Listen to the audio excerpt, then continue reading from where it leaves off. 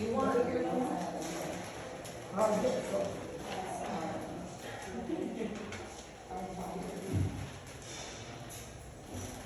and then as you have yours.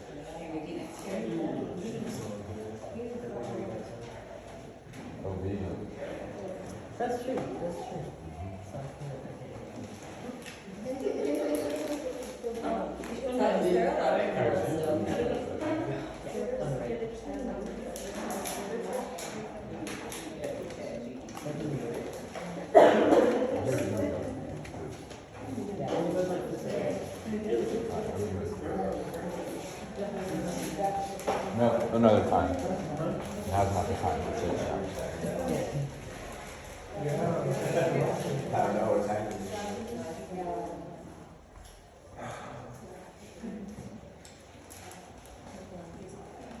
Well, let me fix this chair.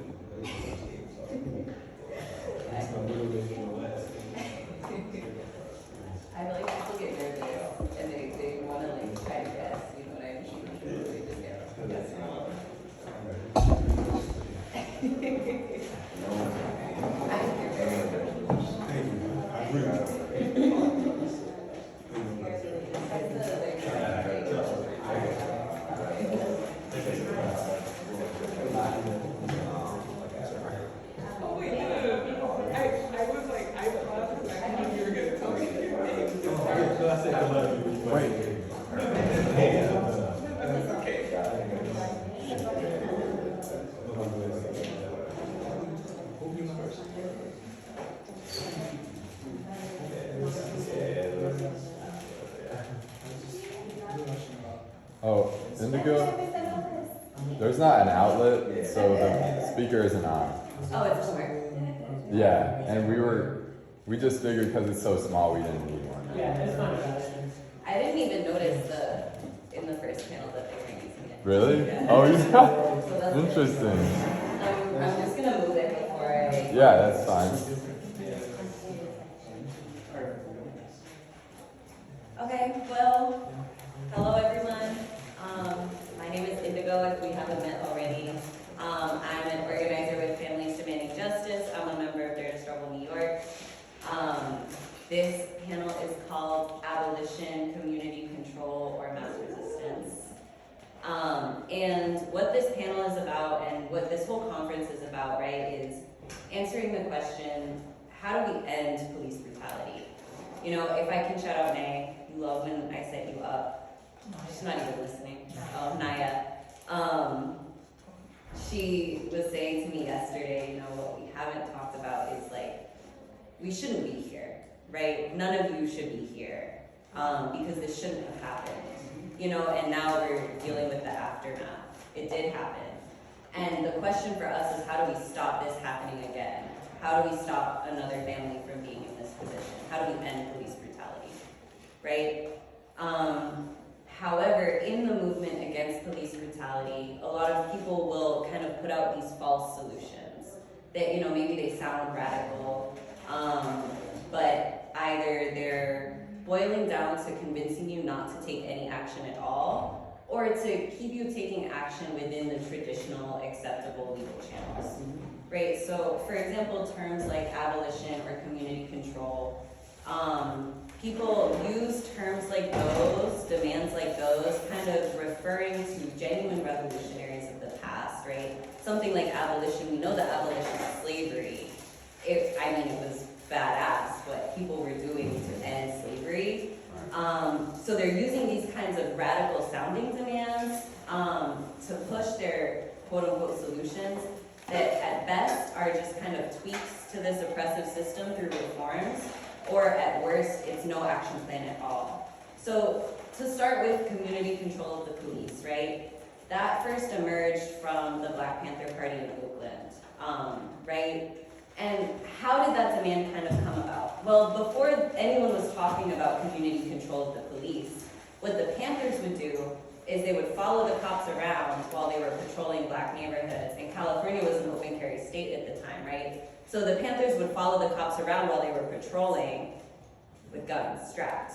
So the cops knew, you know, if I brutalize someone, if I kill someone, there's gonna be consequences for me. And that was actually working to end police brutality in these neighborhoods where the Panthers were at, right? But you can imagine the police didn't like that the Panthers were policing them. The state of California didn't like it, so they ended up banning like the open carry of guns to prevent the Panthers from doing this. So the Panthers kind of had to change tack, right? And they ended up going for community control of police through legal channels because they were prevented from doing the original thing that actually worked. They only took up that demand because it was like kind of a second choice, like a last resort, right? And they didn't actually successfully achieve any kind of community control through these legal channels. So my question is why activists are still saying that today. You know, if it was the second choice to the revolutionary option, and if it didn't actually work, why are people pushing it, right? It's not a solution. To speak to the question of abolition, right, it has its roots in the abolitionist movement that ended slavery in the 1800s. The tactics of that movement were violent mass rebellions of slaves and widespread terrorism by slaves against slave owners. And, you know, this kind of mobilizing of oppressed people from below culminated in this very bloody civil war that almost, you know, was the end of this country. I'm with that. But today, when people call for abolition of the police and prisons, more often than not, they're invoking this legacy of mass armed resistance in order to kind of make themselves sound radical, right? But they're not actually doing any of the things that the abolitionists of the past who won, who did overthrow slavery, were actually doing. And, you know, they're not actually going to people who are directly impacted by police brutality and organizing them in mass resistance against police terror. And because they're not doing that, you know, they don't have any real tangible plan of action to offer. You know, other than the most practical thing being like defund the police, which I think we all know it's basically like you're begging the local government to like rearrange the city budget a little bit, and the police are continuing to kill people, right? And also the idea that we can just altogether get rid of police in prisons ignores the reality that like there is crime. There are bad people who need to be in prison. You know, killer cops, number one among them, but also, you know, rapists, pedophiles, they should be in prison. We do need police. The problem isn't that they exist. The problem is that they don't serve the people, right? You make a domestic violence call, the cops aren't gonna show up. They don't give a fuck because they don't serve the people, right? They serve the ruling class, they serve the oppressive system. So our problem isn't that police exist and we want them to not exist. The problem is they serve the oppressive system and we need to force them to serve the people instead. As families demanding justice, we hear all the time from people who have lost loved ones to police violence, who have been brutalized themselves, that what they want is for these monsters to be locked up. But neither the community control initiatives and not the calls for abolition are actually taking that demand seriously. Instead, they're manipulating people, right? Diverting their rebellious energy into these reforms that have been proven to not be able to stop or even reduce police brutality in any meaningful way. You know, the fact is murder is already illegal, right? Assault, harassment, it's already illegal. But the problem is that when it comes to the police and corrections officers, these laws aren't being enforced. So we can change the laws, right? We can elect politicians, but we can change the city budgets, but what does that matter if the laws aren't being enforced when it comes to police and the politicians aren't doing their jobs?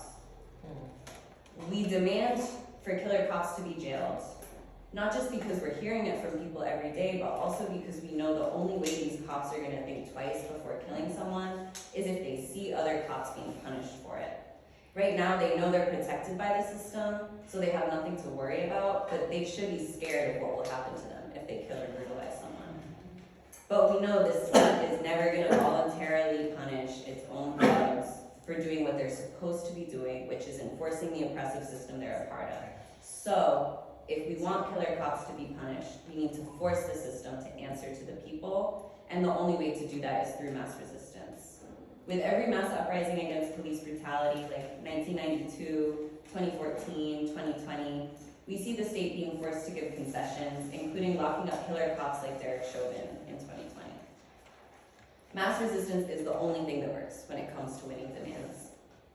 Ultimately, though, the only thing that can actually end police brutality is the complete overthrow of the oppressive system that is using police brutality in order to protect the ruling class and keep oppressed people oppressed.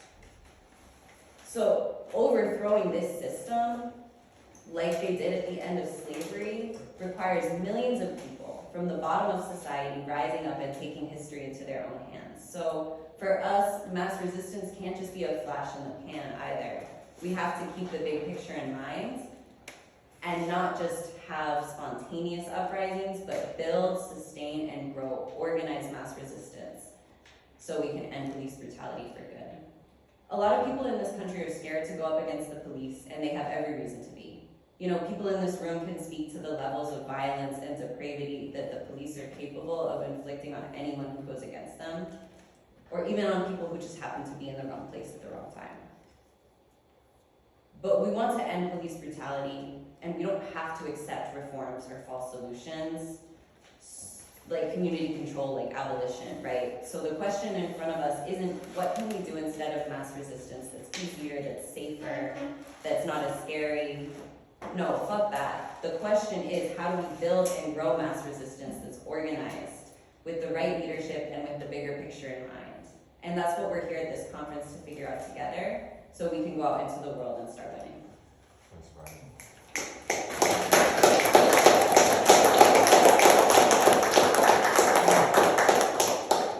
Thank you. So now we have three other speakers that we're going to hear from. I'm going to go first Kalonji Changa. He's an award-winning political activist, considered by many to be one of the most effective organizers in the U.S. Kalonji Changa is a highly active community organizer, a prolific author, lecturer, and filmmaker, widely recognized as the founder of the influential FDJ movement and the media organization Black Power Media. Through his work, he focuses on fostering and mobilizing grassroots power structures dedicated to Black liberation and social justice. Changa's core activism is centered on the relentless fight against police brutality and the vigorous advocacy for political prisoners.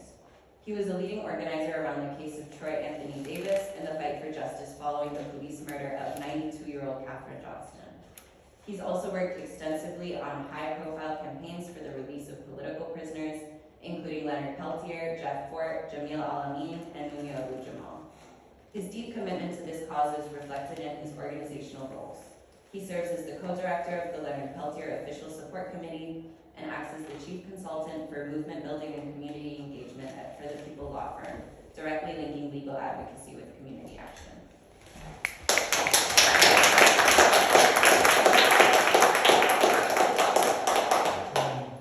Thank you, Indigo. I'll start by saying one thing, just gonna give you one correction. Please, yeah. Yeah, the African is not a slave.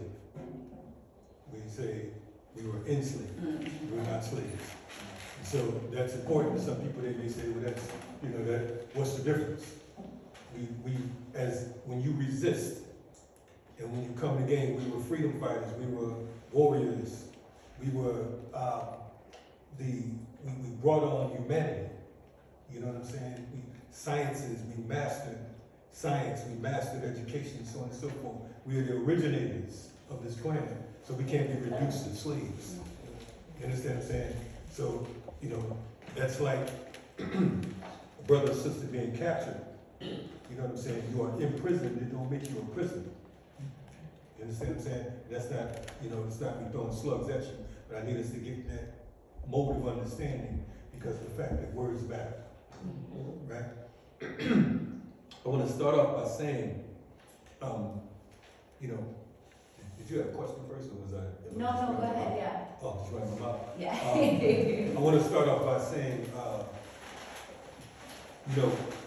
this conference has been trying for me. It's been trying for me because of the fact that I'm everywhere I turn, I'm talking to a family member who has lost one of their loved ones. I've been organizing for 41 years, and I've held babies whose fathers were murdered 3 weeks ago, and they're 3 weeks old. People who were shot from head to toe. I got pictures in my head. You know what I'm saying? I've seen bodies, okay? I've marched, I've cussed, I fought. You understand what I'm saying? I got down. I checked other organizers. Every now and then, my fist would miraculously meet an organizer's mouth. You know what I'm saying? Because of the fact that I understood that they were part of my English on some bullshit. I need you all, the families, to be clear that first and foremost, my heart and my spirit goes out to you. Now, some of you may say, well, you could never understand. You don't know what I understand. And I'm saying it's not out of arrogance, but I'm saying it's because of the fact that, they didn't kill your loved one because of their last name. Like I stated yesterday, they killed them because it's an act of war. They have no love for them. And they have no love for us. And there are a lot of folks out here which we would call grave robbers and vultures. They want to eat off the dead. And they come in all shapes and sizes and colors, etc. And sometimes they even think they're doing the right thing. But you must understand that we're living in a war zone, and some of these cheap tactics and quote-unquote solutions are nothing but toilet paper, used toilet paper. They have no value. We can pretend we're in right now, this is Maywood, where we are? Woodlawn. Woodlawn. Okay. The Woodlawn area, the population of Woodlawn is like how much? I'm gonna go with Maywood since I know Maywood. It's down the street, right? Maywood population between 22,000 and 25,000, right? I don't know which is bigger, Maywood or Woodlawn. I think Maywood. Yeah, okay, so, excuse me. You said this is Woodlawn. This is Woodlawn. Oh, okay, well, Yeah. I'm messing myself up. Woodlawn population, I believe, is 22, 25,000. So, with that in mind, I need you all to understand that every year, between 1,200 and 1,500 people are murdered by the police. That's right. So what does that mean? This particular community, Woodlawn, in 15 years, it would be like wiping out this entire community. This is what it looks like in real time. I need you all to understand that. I don't want to bust nobody's bubble or feed you no soup. Jail killer cops sound like a beautiful story. But the percentage of that is very low. It's very low. It's damn near somewhere around the chance you get struck by lightning. I'm just gonna be real with you because of the fact that sometimes we have empty rhetoric. And it's not a diss to the organizers. I'm just telling y'all that's not gonna happen. It might happen, but it's not gonna stop this pandemic. That's right. It's not gonna stop this genocide because that's what it is.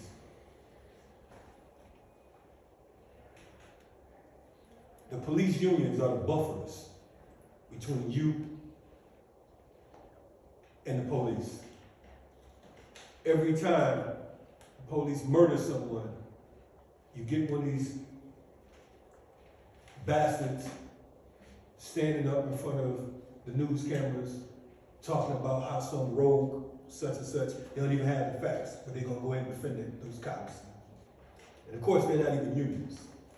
They're illegitimate.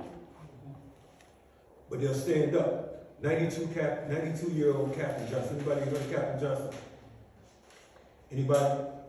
Raise your hand if you heard him. Okay. 92-year-old Captain Johnson. November 21st, 2006. 5 days before Sean Bell was murdered in New York. Captain Johnson was a 92-year-old, and it was a botched raid. The police came to a house, ripped her burglar bars off. They claimed she fired a shot in the air with a rusty 38.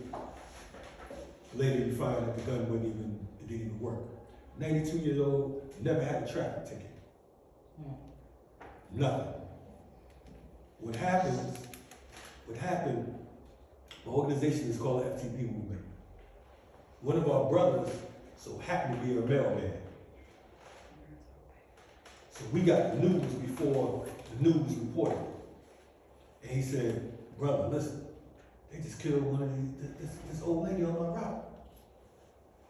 He said she's close to 100 years old. He said, I know her, I've been delivering her mail for 15 years. He said, they out there, he said, I don't know what the fuck is going on, but they shot and killed her. And then we get the news in. These pieces of shit, they framed her, they planted weed in the basement, they handcuffed her lifeless body, and they had an informant, a 24-year-old informant, say that he bought drugs from the house. This informant, after he realized what happened, even he couldn't go with the plan. So he got on the news and said, look, they told me to lie. Of course, he ended up getting arrested a few months later for something else. But they murdered this 92-year-old lady, this 92-year-old woman. The fact that most of you haven't heard of it is crazy. You heard of Sean Bell? Yes. You heard of Sean Bell because of the fact that he got married. He was getting married, so on and so forth. And so, you know, they said there's atrocity in that particular case that drowned it out. And so that became a bigger case. They were killed, she was killed by the Red Dog Unit, which is some police officers down there, and they were notorious for doing all kinds of things from sexual assault to murder. They were a gang. Let's be clear, the police is a gang. And we have to understand that the police are the running dogs of the state. And when you talk about killer cops, all these motherfuckers are killers. That's right. Because if you are standing by and you don't want to call this brother out because of the fact that y'all cool, y'all went to school together, y'all in the same gang, so on and so forth, and you guilty as hell too. That's right. You have to go up against these police unions. We gotta shut them down. These individual cops, when they talk about these payouts and shit, how much time I got on my class? 5 minutes, cool. When you talk about these individual cops and they talk about, these payouts and whatnot, and you have these clowns like Crump Chunk, and some of these other Negro ambulance chasers running up talking about a settlement, that's the biggest crock. Because guess who's paying that money? We are. So they just giving you some of what they took from you. That's not a victory. No amount of money can bring your loved one back. In closing, before I go further, I think that there are a lot of well-meaning, well-to-do people who have good intent, good heart. I've met some good people at this conference. And I'm very appreciative about being invited out. But me, as an African, I must say to you, it pains me to see the majority of the victims black and the organizers white. Thank you. Now that don't mean that they don't have good heart, because I know they do.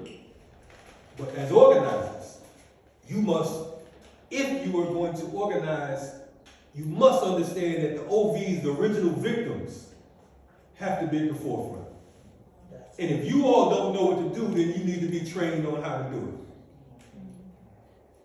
Our position is this. You can join us, but you don't run shit. You have to be your own liberator. That's nothing against anybody.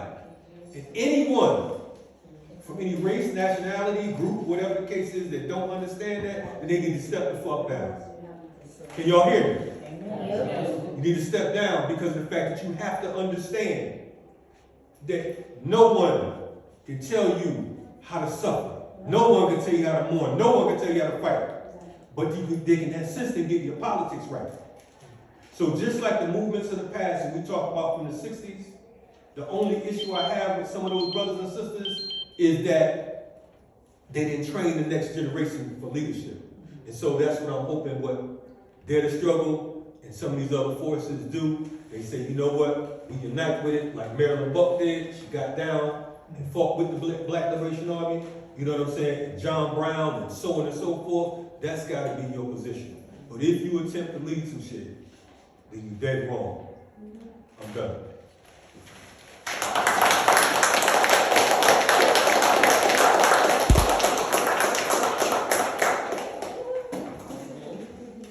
Thank you, Kalonji.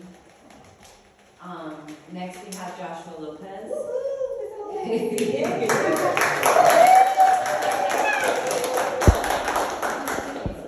Joshua is the nephew of John Collado, whose life was stolen on September 7, 2011 by the New York City Police Department. A police brutality activist, Joshua strives to live in a way that honors his uncle by valuing family, standing in compassion with others who know loss, and refusing to let his name be forgotten.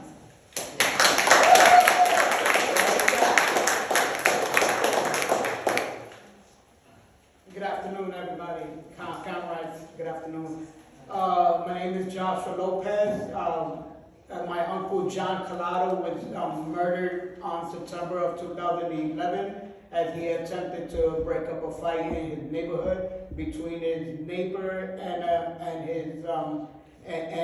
the other man he did not recognize was an undercover police officer. And my uncle thought it was a regular street fight when he tried to separate both of them. But before I tell you more about that, I just want to tell you that I've been witnessing police brutality, the way police treat black and brown people, poor people, working class people in our neighborhoods. It's not the same as them going into a rich neighborhood. It's differently. So as a kid, I witnessed that, and back in 1992, when I was 13 years old, somebody in my neighborhood was murdered by police, and there was a mass resistance going on. People were angry of the brutality going on, and their voices being not heard. Like, it goes in one ear, comes out through the other. Like, we don't see the results that we want to see. Like, consequences and accountability for these killer cops. So back in 1992, when I was 13 years old, they killed this man named Jose Kiko Garcia in my neighborhood. So the people were angry. They started doing mass resistance.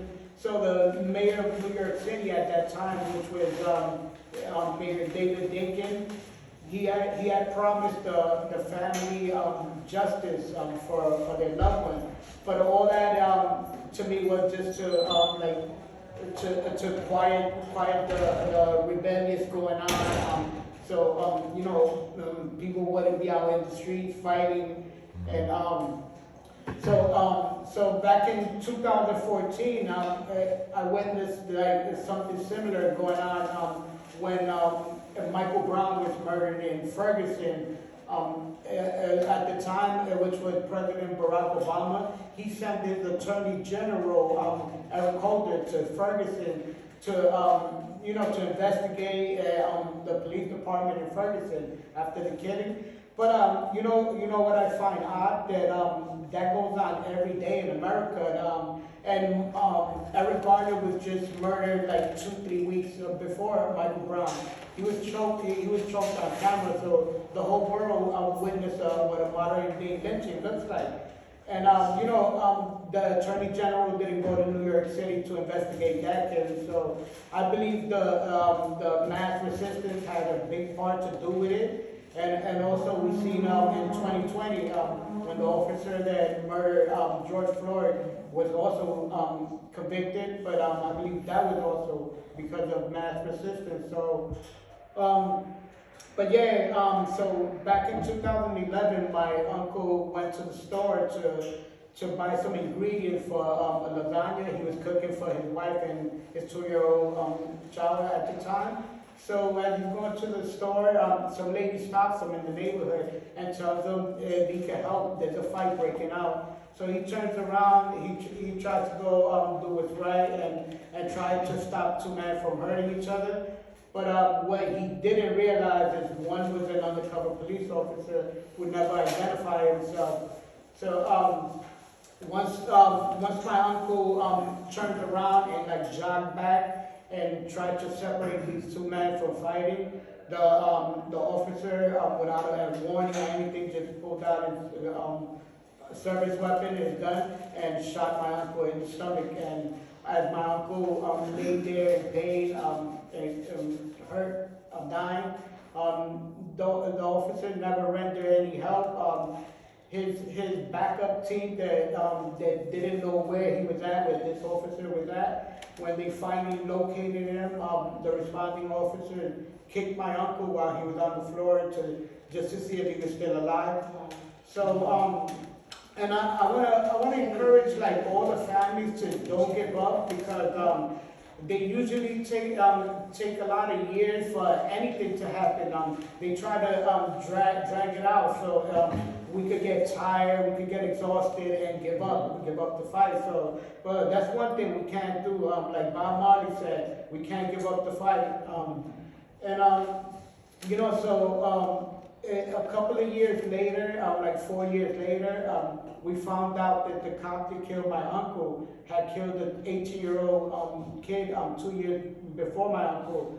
And this officer killed 2 people while being on the force, maybe 5-6 years. And a lot of times as we do our investigation, we find out that these cops have multiple allegations or committed other offenses, crimes like murder. And So my uncle's wife, she filed a civil suit against the police department, and in the trial it took about eight years, I believe, for the trial. We found out that there was so much evidence the surface. There was a video evidence that showed that the cop was lying, because the cop said that my uncle was behind him choking him. But a video surfaced and it determined that the officer was lying. And also forensic evidence and witness testimony. Even the cop's partner, he testified that when he got to the scene, my uncle and his partner, the officer, was facing each other. And the killer cop that killed my uncle, he said that my uncle was from behind him, choking him in a chokehold. And that was all proven to be a lie. Witness testimony, video, forensic evidence. So I gathered that evidence that from the civil trial, and I filed for department charges against the officer for his job. So when this agency called the CCRB, which is the Civilian Complaint Review Board, they're supposed to monitor police misconduct, but this agency is really weak, holding police accountable. So I filed a report with them to try to see if I could get this officer fired. So the NYPD gave him a heads up that he was in jeopardy of losing his job, and they had enough evidence to hold him accountable for department charges. So he ended up quitting his job instead of losing it, because if he quits his job, he still collects a pension. But if he would have got fired, he collects no pension. And also 3 years ago, I got with other family members, like my sister Angelique Negroni Kiers, who lost her husband to police brutality also, Andrew Kiers. With their help and the community's help, my city councilwoman's help, we got a street named for my uncle. So, and that street name meant so much to me, because as years go by, I still want my uncle to be remembered. And now when people see his name up on that street where he lived and was murdered, people will always, maybe you can even Google the name if you don't know who it was, and now you can find out the story about him, like what really happened to him and all that. So, that's why I try to encourage other families, don't give up. Remember, murder, there's no statute of limitation. So my hopes and faith is one day they reopen our cases and these cops will be charged with murder. But and also I have over 300 names of people that have been killed by the police. So no idea, I'm not sure what to say.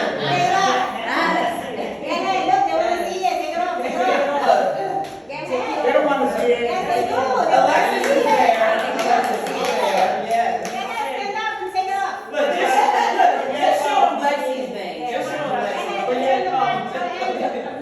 Maybe when you finish, yeah. Yeah, but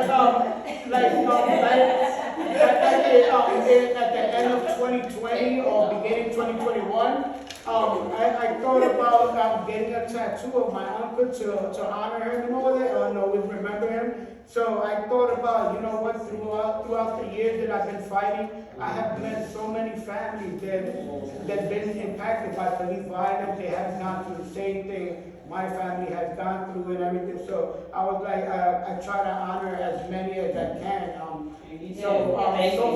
So far I have over 300. Yes, I have over 300. Thank you, guys. But I try my best also to bring the pressure to these cops, especially the local precincts and all that. And I burned the flag in front of them and all that, and that's our constitution. when there's injustice anywhere, you know, that's a threat to justice everywhere. So you know what? Since there's injustice going on every day, I'm gonna do the best I can to make them feel uncomfortable and be rebellious and all that. You know, we can't make them feel comfortable. And another thing I want to remind everybody, like, just remember, everybody has an address. So just like they find our addresses, we can find their addresses and all that. And I'm not trying to encourage anybody to commit a crime or anything like that. I'm saying we could protest in front of their home, and at nighttime while they're trying to sleep, if we can't get no sleep, they shouldn't get no sleep.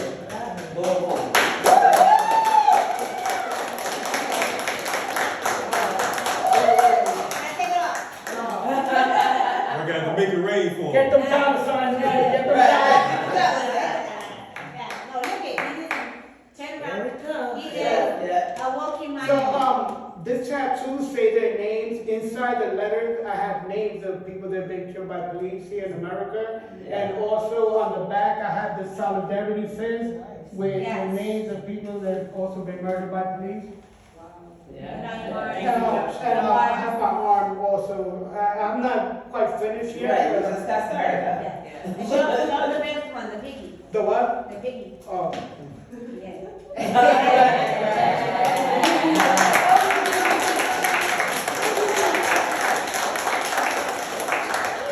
All right, you put it back on. That's when the dollar's coming out.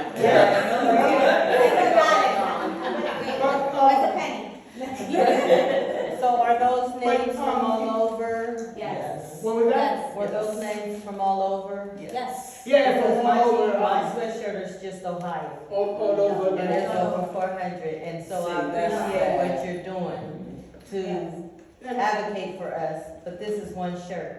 It's like you're one man. And when they say there's been 8,000 since George Floyd, that's why we need to strategize in regards to making it bigger and class action and awaken the families who feel lost, because I feel lost.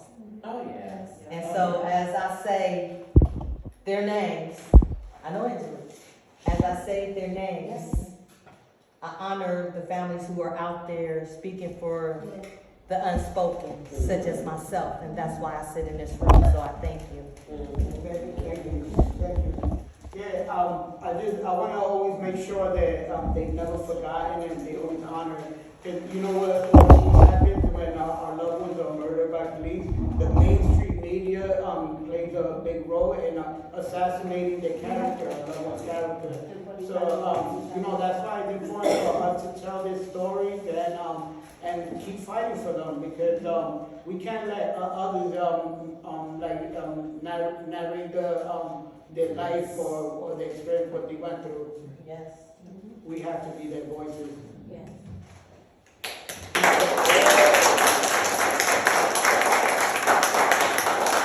Okay, thank you, Joshua.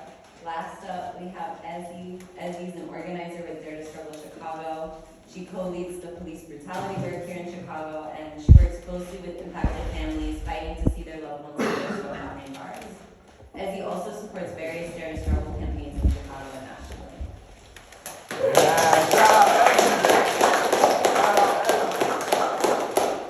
So I'm going to kind of read my presentation, kind of like a narrative, because it kind of is. So keep that in mind. So like many black kids before me, my first brush with politics was with the police. I remember my older brother getting the sheriff called on him for taking an emergency leak in someone's yard on the way home from school.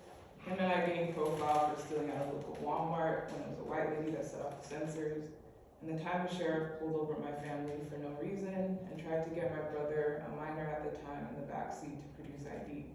I was 12 years old when Trayvon Martin was murdered and 14 years old during the Ferguson development. I was mentally far removed from both cases at the time, but when I got to college and finally understood what happened and that George Zimmerman and Darren Wilson got off, I wondered if police would ever stop killing black boys, let alone vigilantes scum like Zimmerman. In May of 2020, I had just finished my spring semester of sophomore year at the University of Southern California, At the time, I was the community chair of our Black Student Assembly. While BSA had been more politically oriented in the years prior, during my time on the board, it became more of a social organization. That all quickly changed after George Floyd was murdered. His murder sent ripples across the country and pushed people into the streets demanding change. For my friends and I on the board of BSA, George Floyd's murder made us appoint people for assessing the needs of Black students and issuing demands on what USC could not do for them. That's when I was exposed to abolition for the first time. I'd heard the demands to abolish the police put forth by Black Lives Matter and by another campus organization called Reimagine Public Safety. The idea was that police were corrupt, racist, and brutalized people and had to go, but there could be alternative responses put in place to help people when they needed it. Still really emotionally from George Floyd's murder and a close friend's murder without police so much as investigating, abolition made sense. I also saw how campus police often stopped and harassed Black and Latino students and residents of the South Central neighborhood USC had decided to occupy. I thought if I pushed to get rid of campus police and put forth alternatives to policing on campus, I thought I could reimagine public safety, so to speak, and improve conditions for students and residents, even though in hindsight, I never really ever asked or talked to people about what it is they thought made sense. So that's what I tried to do. The USC admin was basically like, no, you can't abolish the police, but we'll institute reforms. They never did, and after months of trying to push for change, I gave up and decided to focus on finishing my last year of school and left student advocacy. I continue to believe abolition was the way forward by foiling it against the reforms I had been forced to settle with back in college, which I observed following 2020 hadn't really changed it. Abolition also included the end of jails and prisons, but interestingly enough, I didn't see Derek Chauvin going to prison as a bad thing, and hadn't really thought about the two contradicting one another until a friend brought it up in conversation. When that happened, I didn't have a response I believe I could give, but that question stuck with me. I was still mixed up about abolition and police brutality until I joined up the Dare struggle in September 2024, and actually started talking to people on the street about police brutality and what they thought it would take to stop it. Between those conversations and doing some readings from the book, The Struggle Against Police Brutality, that the political journal Going Against the Tide put out, I got a better understanding of what police brutality was. It became less about the police in and of itself, which abolition argued was a problem, but more about who the police served, the ruling class, and how they protected their interests by repressing and keeping the oppressed down. As a result, I started seeing 2020 from the vantage point of the streets rather than from organizations that, as far as I remember, never went out on the regular to talk to people, but always spoke on their behalf. So what did people think about 2020? Across the board, people described 2020 as Black and other oppressed people rising up against police brutality and their general state of oppression, but with some reservations or questions. There was, yes, we rose up, but people would distance themselves from the violence, looting, burning, thrashing that happened. Or more astute observation, like why are we destroying our own lives and we should be destroying theirs? There would be the yes, we rose up, but it sucks that we have to get violent. But that's the only time we're taken seriously, where this person has a critical position on the violence, but they understood by not abiding by business as usual, people struck fear into the ruling class and were able to get Derek Chauvin locked up. Let the record show that abolishing the police never came up once in the conversations that I had. But across the board, people also question how successful 2020 was if police continue to kill and get away with it. What is undeniable and runs through most of these opinions is an understanding that 2020 was different. It did not abide by the kind of nonviolence that MLK and the civil rights movement is primarily associated with. Though, of course, armed self-defense is the primary thing that prevented the civil rights movement from being crushed. I say that because it's true, and also to expose the conditioning that tries to suppress the right of oppressed people to, and truthfully, the necessity of violence for change. As MLK once said, a riot is a language of the unheard.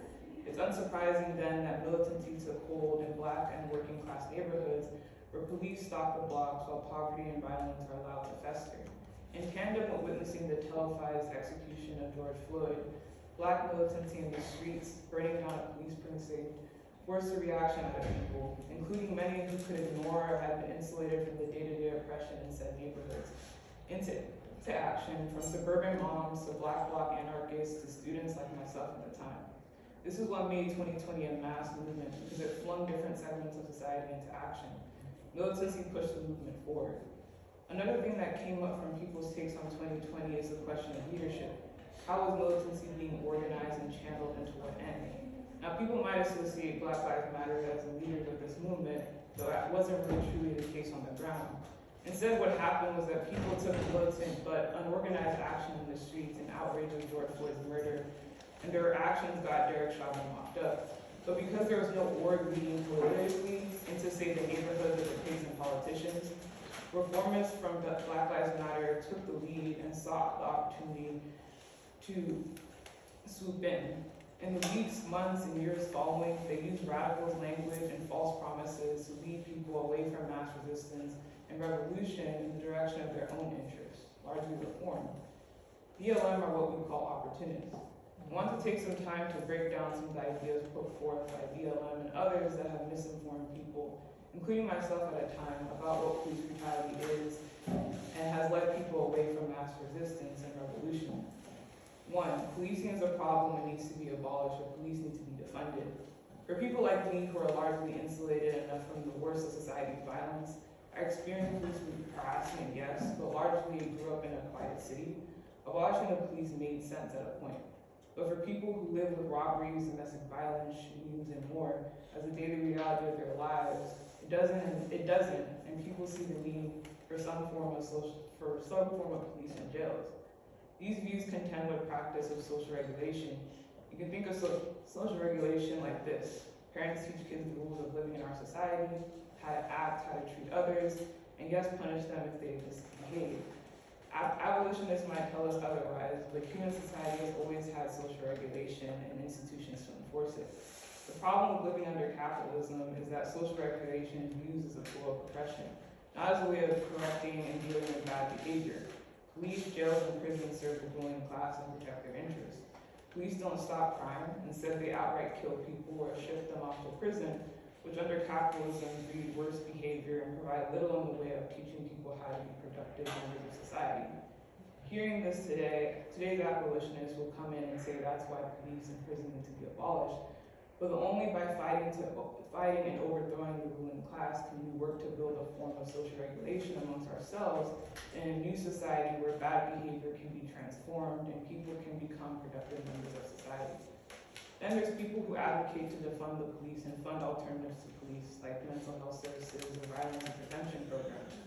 They also fail to stop police brutality, though.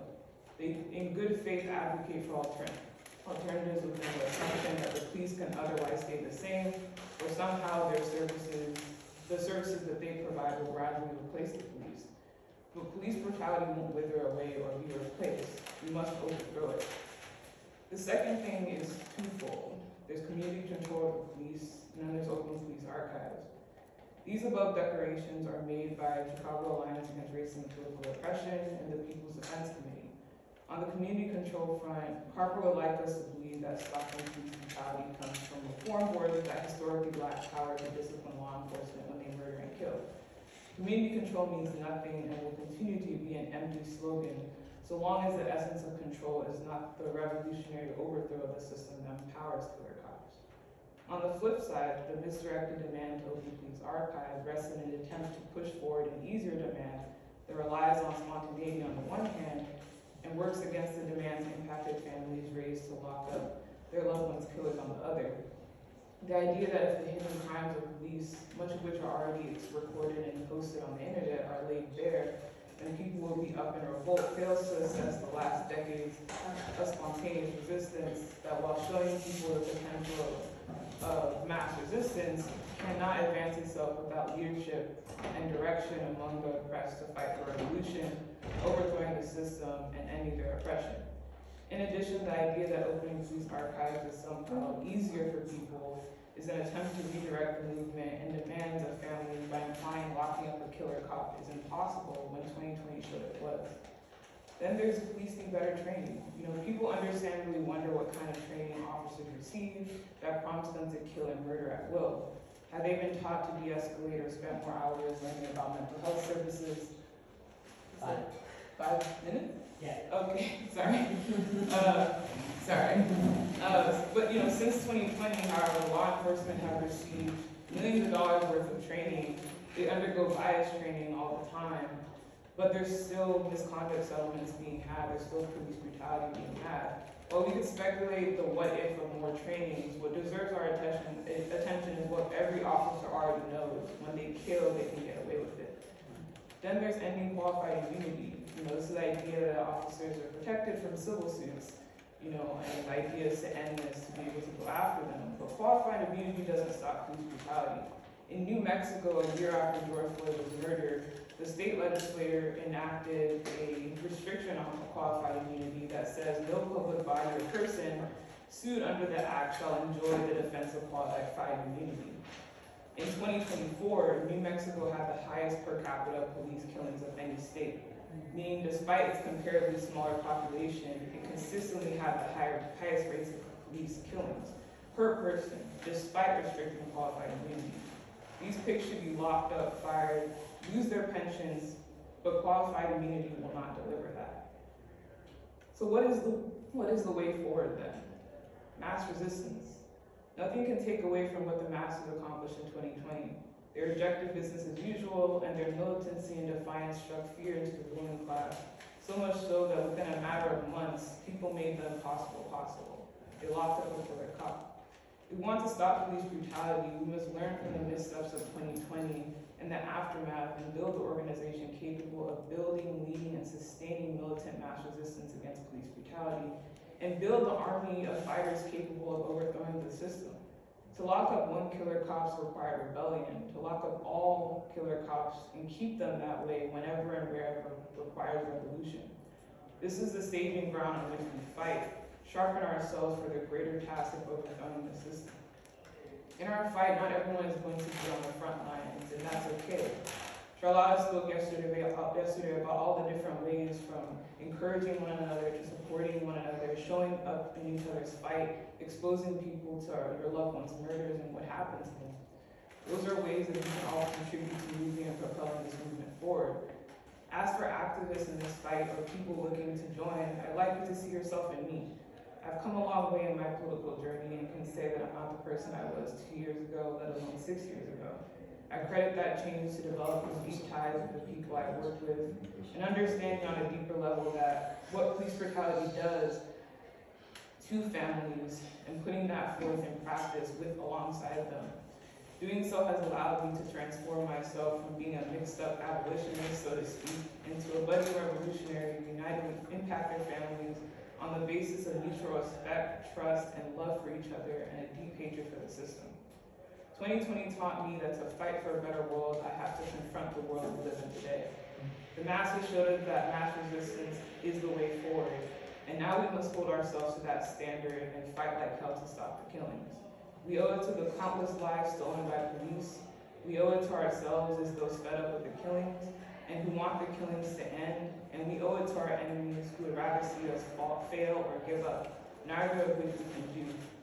And I'll end by saying a chant that we say when we are out in the streets and we're exposing the injustice of police brutality is that police brutality is a sickness, and I believe we can put it down with mass resistance. Yeah.